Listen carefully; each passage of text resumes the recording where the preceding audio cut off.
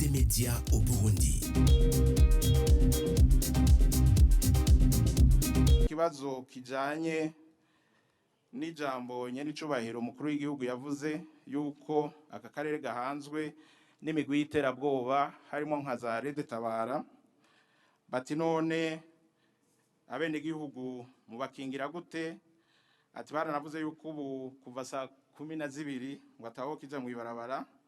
Ati none ivyo bintu mwebwe muvyakira gute muri leta mubivuga kwiki? Nivyo ikintu ca mbere coco noshikiriza bo nyene baravyivugiye, ijya migwi ya Rede Tabara nabo bakorana mu gihugu ca Kongo, ico twamenyesha cyo n'imigwi y'iterabwoba. Umugwi w'iterabwoba no kufatwa nturaba Burundi gusa, urabisi ni bimwe bita mu gifaransa crime contre l'humanité, niba abandi batoteza bahungabanya bagira nabi zina kiremwa muntu, abantu rero bagwanirizwa aho bari naho babonye.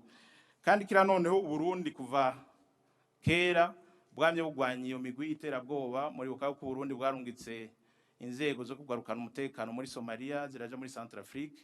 N'urugamba rero gwisi niko novyita, kandi namwe murabibona nitwaraye Karusi benshi mwaje muvi Bujumbura, jejo harabona bonye bashitse mu ijoro Karusi no gatanga kure, hari abashize jo saa 12 irenga, bisigura yuko umutekano wose ari uriho mu gihugu. Ariko rero nta vyama vyera de, nta mwongo buri sato ibidahizwe, aho twoba twashitse mu ijuru hamwe twoba kwisi atamugizi wa nabi n'umwe akiriho, twoca twigumira ngaha twoba twashitse mu ijuru. Isi ntizopfa ibaye ijuru, abagizi ba nabi bariho ariko baragwanywa.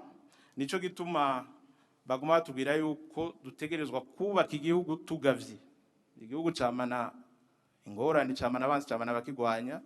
Nico murantunga, nico gituma rero n'uyu mugwi utegerezwa kugwanywa, kandi nibaza yuko uburyo buriho abene igihugu baranyuzwe nuko dutegerezwa kuba bamwe tukumvikana, hama inumva zamaho. Hari abantu n'ubu batanezerejwe n'amahoro dufise, bagomba kuraba ingene asubira inyuma. Ariko yabagije ati ku kibuga c'indege ivyabaye barasohoye itangazo, bonge barasohora n'itangazo yuko ata muntu yoba gifata urugendo inyuma y'amasaha 12 z'umugoroba. Mbega amatangazo nkajya muri leta arabashikira, iyo muyabonye muyakira gute? Wese naguye ko ari iterabwoba, ugomba ndabikubwire mu rundi rurimi nyabaki ni iterabwoba. Nikimenyamenya hari abaje bavuye Bujumbura bazi Karusi, baje inyuma saa 12 je ndabazi, ejo twavuganye ni more. Mugabo uko musabe mubizi no mu gihe c'amahoro si byiza kugenda ijoro, no mu gihe c'amahoro si byiza kugenda ijoro, ko ijoro nijoro ushobora guhura n'ingorane. Uri mu muduga imodoka ishobora gutoboka ipine bikakugora, ushobora guhura n'abambuzi. Ivyo birabaho ariko umuntu yovyitegekanya, ariko bishitse ugasanga ufise programme itumugenda ku mugoroba, birashobora gushika.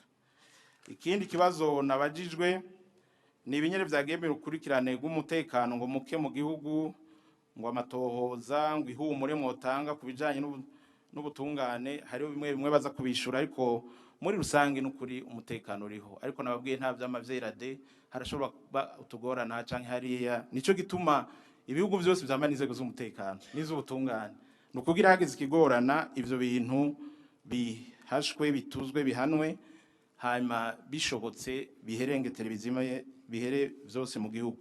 Avuze ati ihumure ryo birihe uno munsi ko ariko arategwa amagrenade mu gisagara ca Bujumbura, Igitega n'ahandi, muri leta nirihe humure mwene gihugu no munsi yoba afise ubwoba?